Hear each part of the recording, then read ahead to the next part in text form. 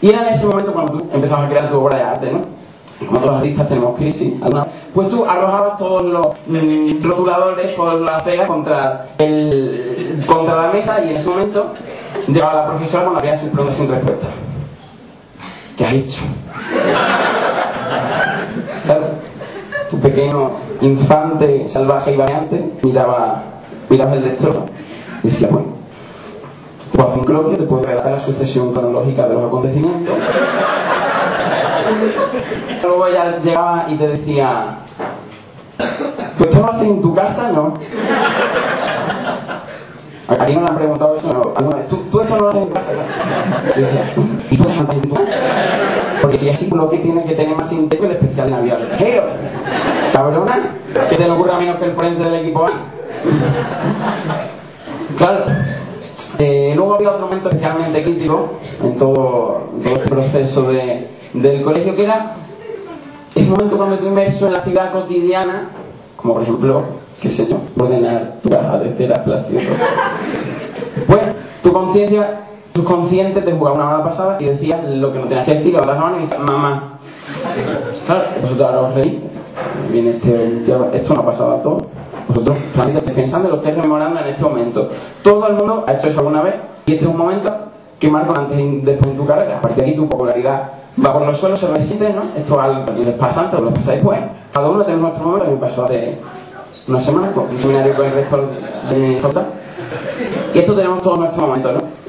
Y eso así porque los niños, sobre las claves, pues hay que decirlo, son un poco cabrones, ¿no?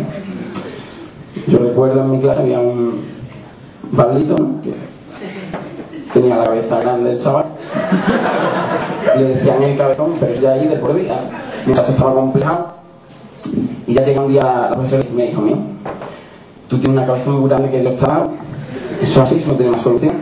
Pero lo que vas a hacer es comprarte alguna prenda de ropa que llame mucho la atención. Y con esto la gente se fijará en tu ropa y no se fijará en tu cabeza. Sufro mucho de acordar. Un momento muy dramático. Un Pablito se compró unas zapatillas de la talla 48, que eso parecía el crucero Queen Mary 2. Y claro, llegaron todos. Mira que zapatillas se ha puesto el cabezón hoy.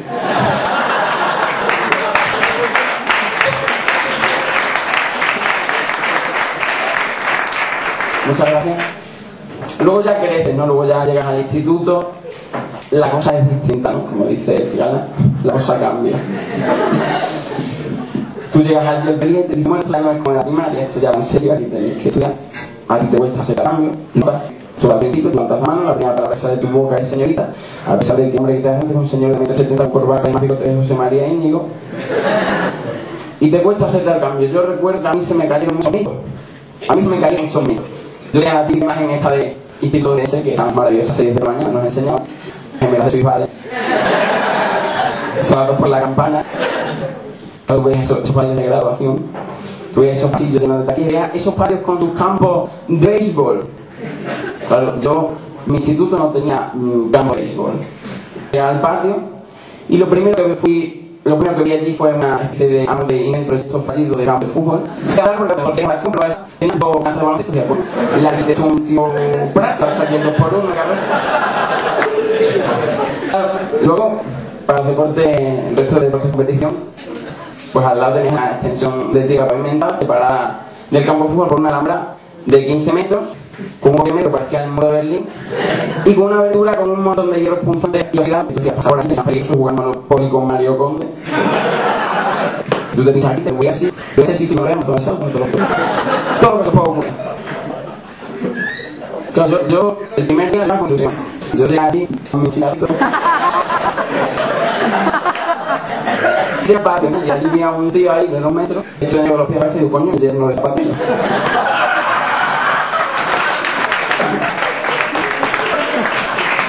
El tío me preguntó si tenía papel, que siempre soy un tío muy educado, saqué el paquete de cleaner. Ya me miró mi amigo de otra y dijo, yo lo vi clarísimo, lo había pasado por el corner que haciendo Operación Triunfo.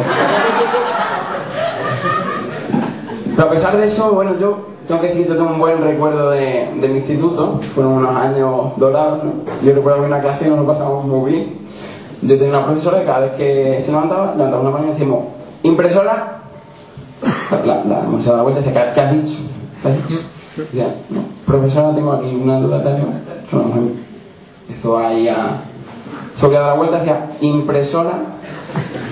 La mujer te miraba y decía, ¿qué ha dicho? Y no, profesora, aquí tengo una... Claro, la mujer se empezó ya un poco a volver loca, ¿no? Ya, ahora la ha contratado a Menal para protagonizar la segunda parte de Los Otros.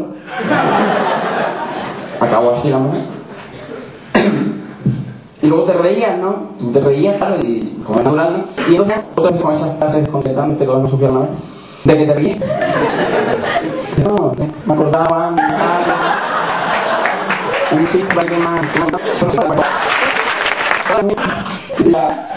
Vale, todo a reír serio.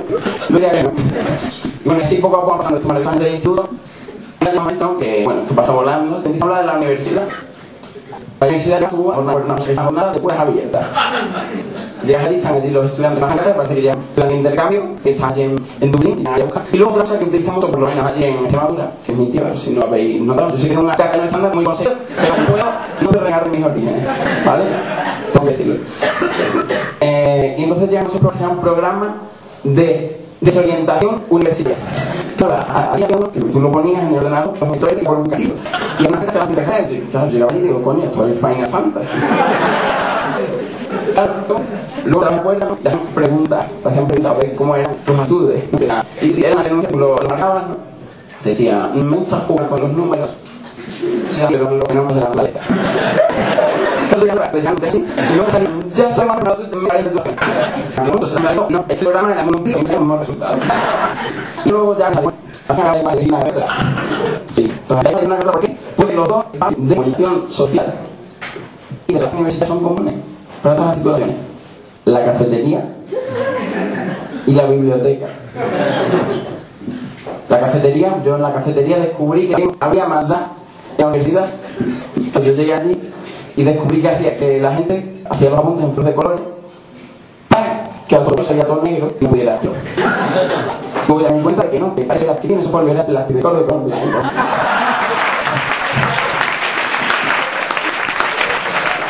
Me dejó 20 años averiguando. La biblioteca, otra posición.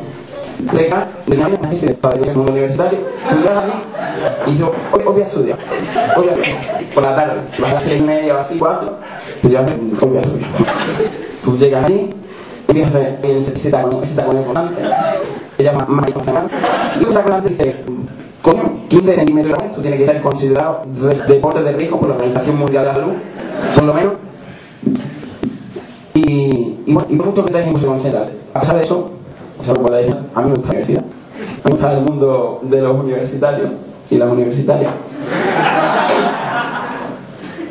Y sobre todo lo que más me gusta es la diversidad que hay, ¿no? En tu clase, en mi clase por lo menos siempre hay gente de varias culturas, de distintos países, de varias edades, ¿no? Yo tengo un amigo que ha le digo, ¿cómo? Yo he comido la cosa, no toda. ¿Sabes? Así, así. Pasa, hombre. Estaba un poco apurado, yo que no sabía, bueno, si tu mujer... Así, lo que es que yo estoy acostumbrado a ver, estaba en la cama, pues estoy acostumbrado a soltar 50 euros. Y entonces pues, a ver qué haces, claro, yo no sé qué hacer. Madre, me está distinto, no era a tu mujer. Yo también al apuro, no sabía qué hacer, total, que al final le solté los 50 euros. Y digo, pues qué vergüenza, ¿no? Dice, vergüenza. Vergüenza le daría a ella que me devolvió 30. Muchas gracias y buenas noches.